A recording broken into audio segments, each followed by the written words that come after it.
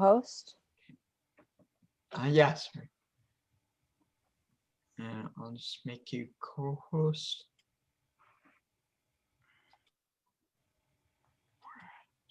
Make co-host. Done. Okay. Hi, Jen. Good morning. Thanks for being here with us. And basically today, I guess we're going to be talking about what you do with One Step Ahead Mobility. And maybe you can start off by introducing yourself, telling us a bit more about One Step Ahead Mobility and what it is you do there. All right. Hi, I'm Jan Goldstein-Elman, and I'm co-owner of One Step Ahead Mobility, a physiotherapy clinic in the Toronto area. My co-owner and physiotherapist colleague, Rebecca Gruber, and I started this clinic over 12 years ago, and we have a special focus on people with chronic conditions. At this point, we as well offer orthopedic and other multidisciplinary, such as chiropody and massage therapy. Our main focus as well is on neurological, as I said, chronic conditions. We are an evidence-based clinic. We see a lot of people with various conditions, such as ataxia as well, a lot of Parkinsons, Parkinson type, Parkinsonisms, stroke, general geriatric imbalance issues, multiple sclerosis, and other rare neurological conditions such as different types of ataxia, whether that's related to a lesion in the cerebellum from an MS or acquired or genetic. I and many of the physiotherapists at the clinic have additional training in the many areas of our special interests, whether that be orthopedics or neurological conditions. In particular, Rebecca and I are both trained in constraint-induced movement therapy, which is a specialized intensive training program that was developed in Alabama, and I can talk to you about that a little bit later as well. Many of our programs are based on neuroplasticity. I don't know if people have heard that term before, and it is how the brain repairs itself, how it makes new connections, how it learns. Rebecca and I are both lecturers at the Department of Physical Therapy in University of Toronto. And Rebecca is a specialist in neuroscience from CPA, which is a Canadian Physiotherapy Association. I just wanted to touch on something you mentioned, because I know some people in our support group have this issue. Maybe you could, I don't know if you know, could you elaborate on what's the difference between Parkinson's and Parkinsonism? Yes, well, Parkinson's is an idiopathic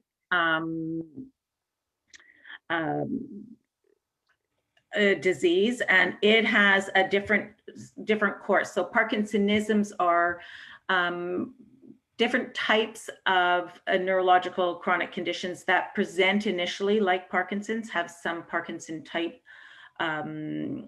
symptoms and components, but they develop into different kinds of other issues, similar like a MSA, which is multi-systems atrophy, or PSP, or different, or so it's more other kinds of similar but different.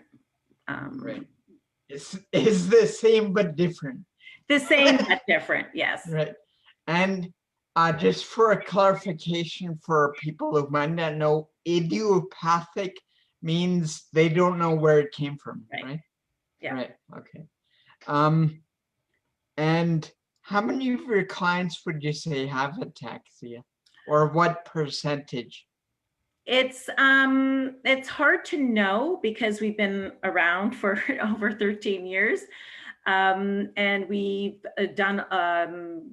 seen a lot of different clients. So we see a lot of people with the specific hereditary spastic spinocerebellar ataxias, the different types, the different ataxia 3, ataxia 6. So it's some people, we have different, so we have the hereditary ataxias, as well as we've seen people with ataxia that's related to their MS. So if they have a lesion in their in the cerebellum, as well as other lesions. So their primary diagnosis is MS, but they also have may also have ataxia. The same thing with people that may have other types of brain injuries. So it depends on where their lesions are. So what percentage, I wouldn't, can't give you an exact number because it's varies, but we do see people with the ataxias. Okay.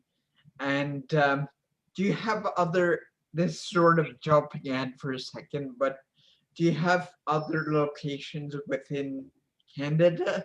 No, we don't.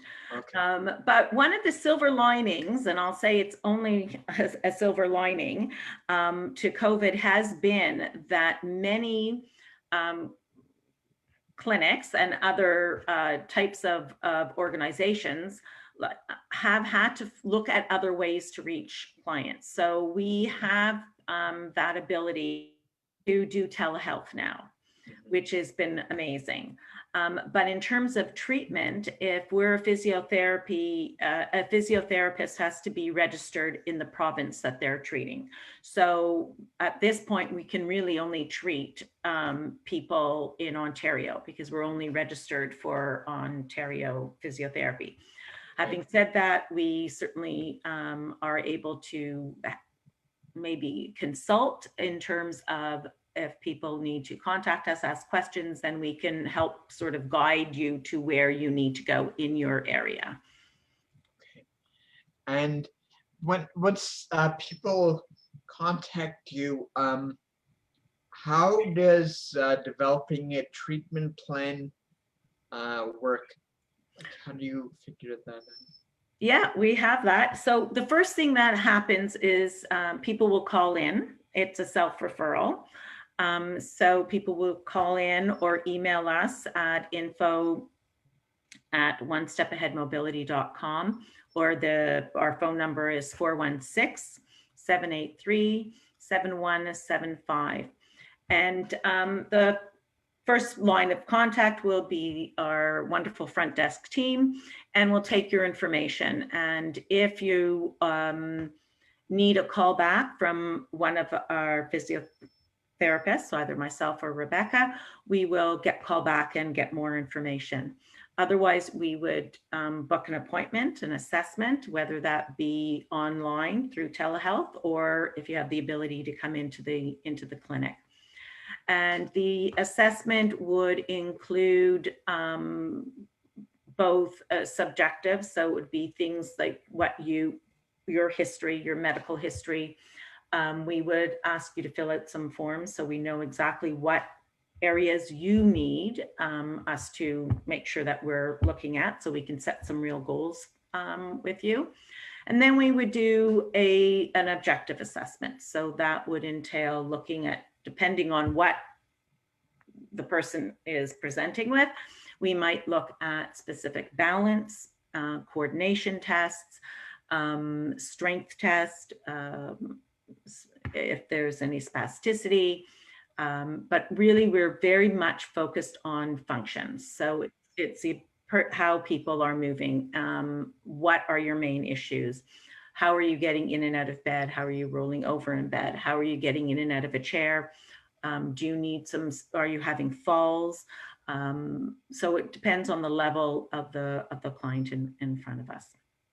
We'd look at some of the sensory inputs. If you're having more issues or some issues with lower extremity versus upper extremity, we all know that there's going to be involvement in the trunk for sure. So it would depend on the person. Then once we do the assessment, we would look at your goals and what your needs are, what your abilities are. Are you able to come into the clinic? Can we do telehealth? What kind of program would we be looking at? Clearly, more intensive programs we know make a bigger difference because that's based on the principles of use it or lose it, the principles of use it and improve it, repetition, dosage, and progression. So we would look at what your abilities are and what your needs are for that program and what we would need to incorporate. Want to make sure we're getting some aerobic capacity, want to make sure we're addressing your functional needs, your balance needs, your coordination needs. More earlier on in the condition is much easier to treat because then we're really looking at restoring and preventing issues. With, later on, we might be looking more at compensation. What other things do we need to incorporate? What kind of equipment, mobility aids, any caregiving teaching that would be involved. Okay. And you mentioned issues with the trunk, which I can certainly understand, but would you say that's the main challenge that's faced by people with ataxia? Well, I think it's coordination, right? So there's a lot of things that happen, right? So this could be sensory, it could be balance, it could be trunk, it could be lower extremity, but the movements are uncoordinated and there's a lot of sway. And then what also happens is that people stop doing things or stop moving in normal movement patterns. And the less you move and the less you do, the worse things get. And then, so it starts a whole cycle of inactivity. And so we would look at what can we restore and improve that is part of the cycle of inactivity, and still work within the changes that are directly related to the ataxia itself. But not. Sorry, go ahead. Yeah, no, go ahead. Sorry. I was just going to comment. I wouldn't necessarily say it's worse. You're just going to get better at what you do all the time. So if it's sitting down, you're going to get better at sitting. Oh, absolutely. Absolutely. So the problem is that people move less. And how you sit makes a difference too, right? So if you have a lot of sway, we could look at, it's core control. Are you sitting in an upright position? Are your feet grounded on the floor evenly? If you're going to be sitting like this all the time, that's what your body is going to learn, and that's what your brain is going to learn. And so we need people to be sitting up straight, roll over in bed. So we'd look at what your needs are and what a person's abilities are. So a lot of our exercises may start in lying because people have trouble moving and rolling over in bed. Right. So we would develop a program based on improving what we can in that position. And then that's exercise specific, and then putting it towards specific functions. And then looking at sitting issues, transitions, whether it's getting on and off a floor, or whether it's getting up off a chair, getting on and off a toilet, getting in and out of a car. And then we would look at standing, what your abilities are in standing, as well as and then in walking. Okay. And how long do you typically see people? Well, here's the question. Ataxia is a chronic condition. So often say our client, we never really discharge people. What we do is look at doing something intensive initially, looking at getting a good foundation to then being able to continue to improve. And whether that be always with a specific home program, it may be follow-up once a month, once a year with a physiotherapist, the same way you go to your dentist or your neurologist.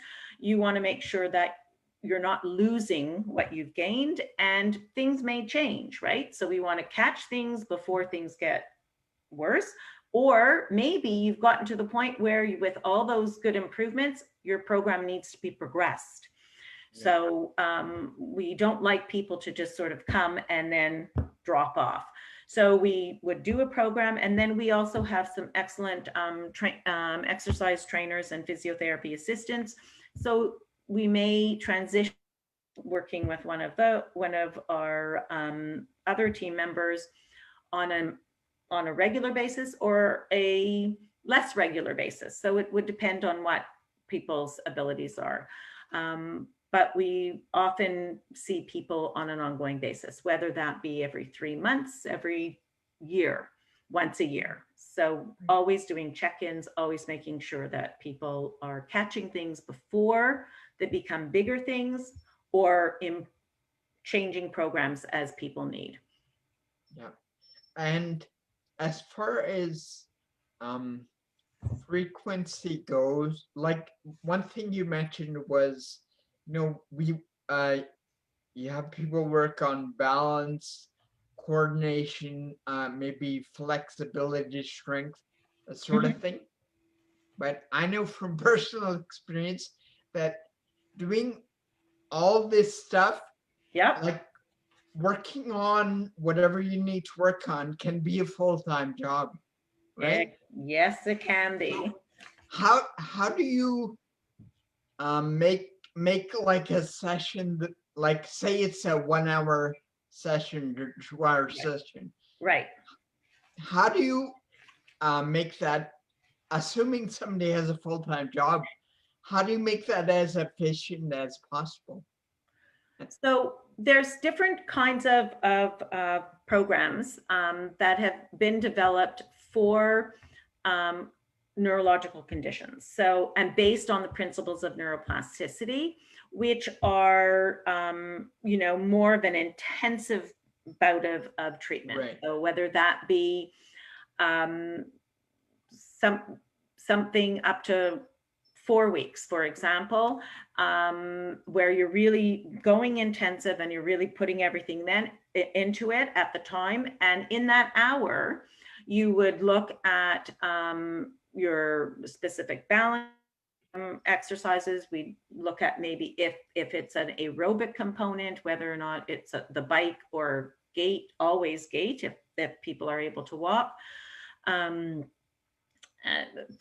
always end with, repetition of function. And then it doesn't matter what we do in the clinic for the hour, or if it's a more intensive program such as CIMT, which would be 4 hours in the clinic. It doesn't matter what you do in the clinic if we as physiotherapists aren't getting you to take what we're doing and make that work for you in your life. And that's why it's so important to look at your own functional goals and how we make that transition from what you're doing with us to what you're doing on your own.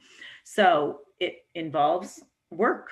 It involves work on your part, and figuring out what is the best way to do that. And so it may be that we're really spending this intensive time together, and then you're going to go home after you're always going home after the end of the session and incorporating what we did in the session. And it's called carryover. So we want to make sure you're going to go home with your carryover tasks and then report back what worked, what didn't work, what do we need to change, how can we make this different?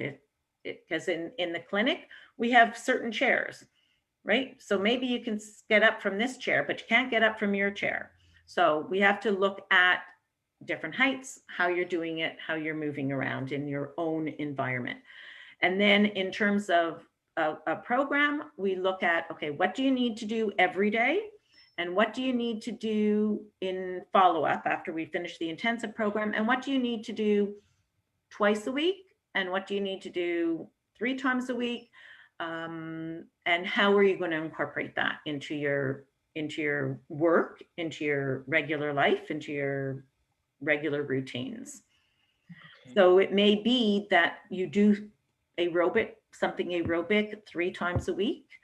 And on other days, there's 2 or 3 specific exercises that are your go-to, absolutely critical, whether that be stretching or grounding, that you have to do every day. And then there's other exercises that you would build on, that you would incorporate into maybe 3 other days of the week. So we would work out something that's realistic, because there's no point in giving you a program that's not going to work for you. Right. The best exercise is the one that you're going to do. Yeah, that's true.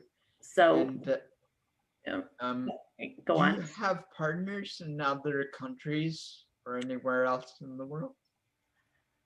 Well, I have a lot of the work on ataxia has come out of the UK. So they have, and I don't know if I'm sure you guys are familiar with the ataxia group in the UK, in England. Yeah. Yes. And they have the guidelines. And I've taken, a following what they're doing. There's a group in the States that I, take some of their courses, and I've been in touch with them, and we exchange information as well. But there's no specific ataxia physiotherapy groups. There's physiotherapy guidelines. And when we go to whether it be an international conference on MS, there's always going to be some discussion about ataxia. When we go to the movement disorder international and even national groups, there's always an exchange of information and presentations on the genetic type of ataxias. Work closely with the Toronto Western, with the movement disorder clinic there. And Dr. Elizabeth Slow has started an ataxia clinic there as well. And so there's a connection there. We have a close working relationship with the physicians at that group. And what do you see as the future goals for One Step Ahead Mobility? Well, we want to continue our relationship with the Toronto Western, and working with them closely with their patients. We also get clients from elsewhere, if it's depending on, as I said, depending on the type of ataxia it is. So if it's the genetic spinocerebellar ataxias, that we would work with the movement disorder clinics. If it's more related to MS, then it would be with the MS clinic, and other then if it's related to specific area of a stroke or ABI, acquired brain injury. What we do is everything is evidence-based. So we have various options for treatment plans, depending on what people present with, how they present, what their needs are, and what their abilities are, both from a time commitment, and we're not covered by OHIP, so it also entails a financial and commitment as well. Insurance will certainly cover any physiotherapy if you have additional coverage. Yeah. As well as, yeah.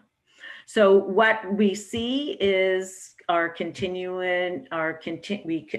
constantly keeping update with what information is presented, what the research is, although we ourselves are not doing specific research other than a pre and post evaluation of clients. And we have looked at clients who've done the intensive constraint-induced movement therapy. I think we've done that with 6 or 7 people with ataxia, and we look at sort of their changes pre and post. There are always new guidelines being updated specifically on ataxia that has as well as physiotherapy guidelines. Particularly that comes from the UK or from the States. Okay, well, thanks a lot for your time. I want to go ahead and open the floor up to everyone else who's here so they can answer their questions or ask their questions rather, if they have them. So Courtney, you can go ahead and unmute everyone and they can go ahead and ask questions.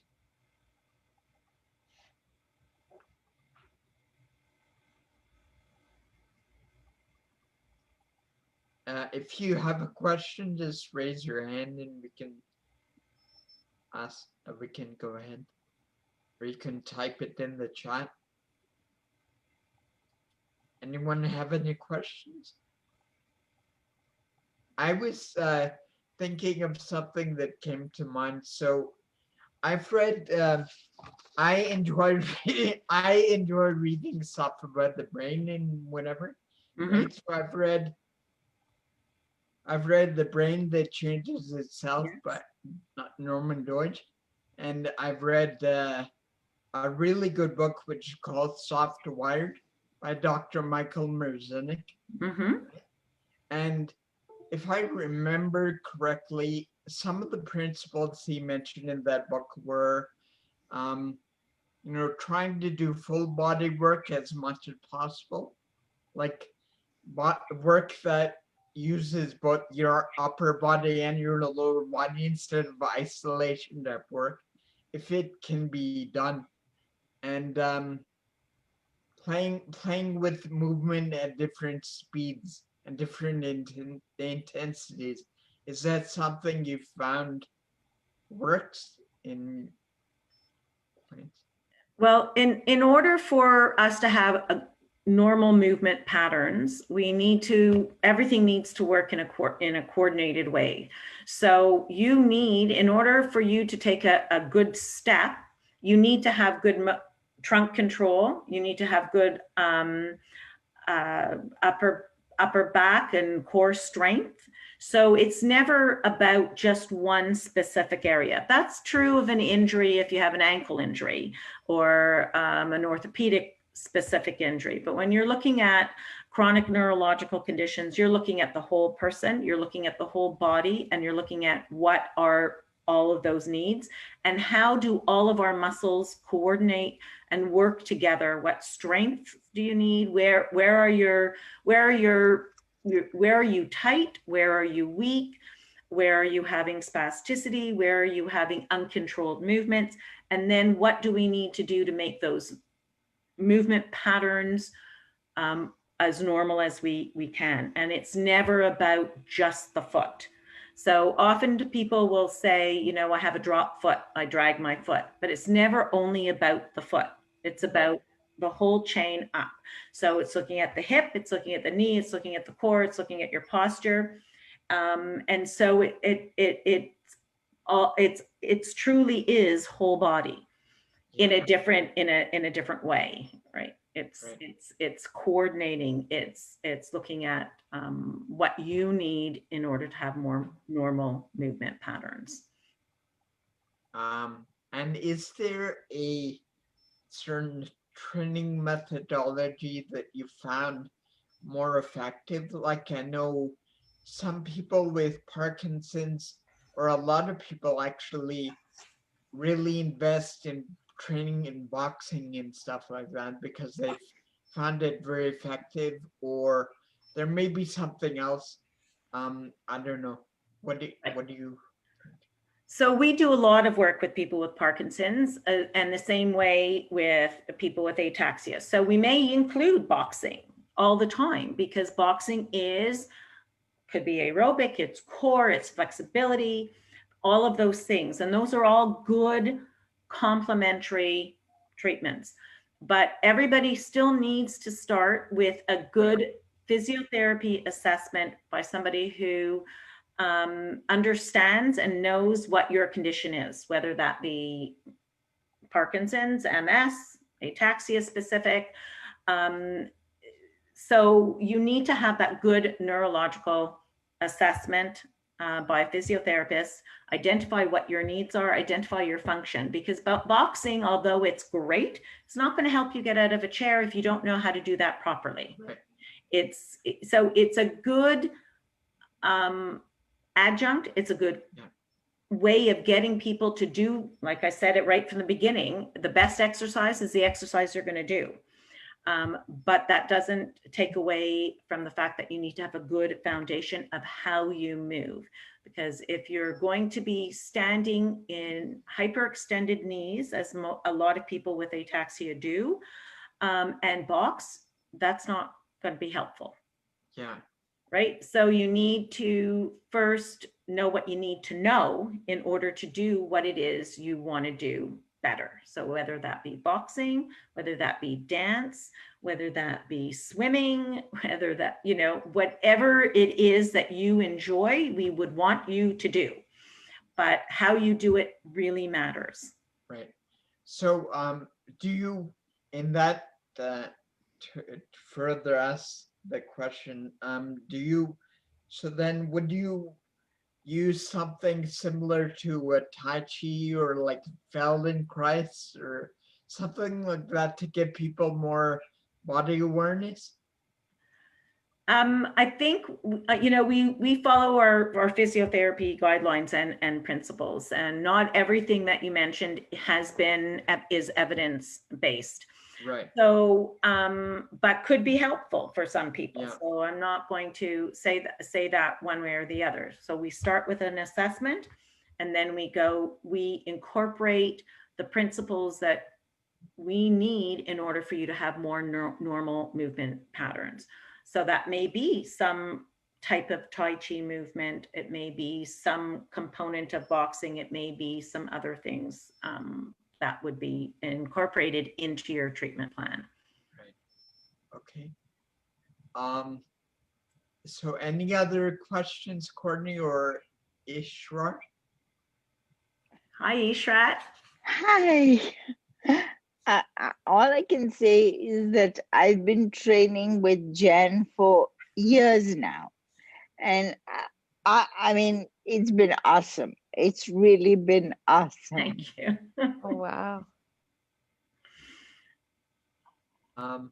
So I guess at this point we'll Thank you, Ishrat. we'll let you sign up, Jen. I know you're probably busy.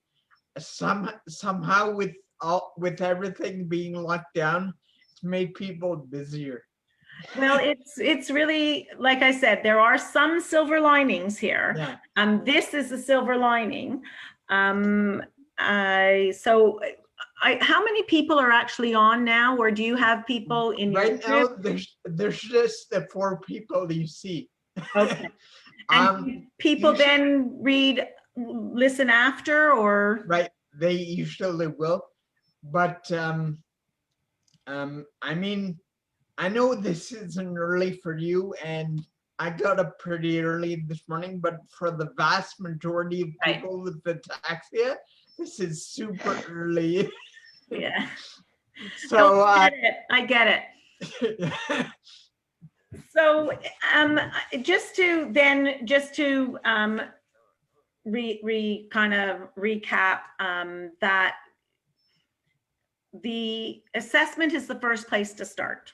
And then based on that, and your goal and the person's goals, the person's needs, our recommendations based on our assessment of different, whether it be the balance, strength, function, coordination, sensory, we would then develop a treatment plan together. Okay. And that could take a lot of different, look very differently for different people, depending on age, depending on abilities, depending on where they are in the condition.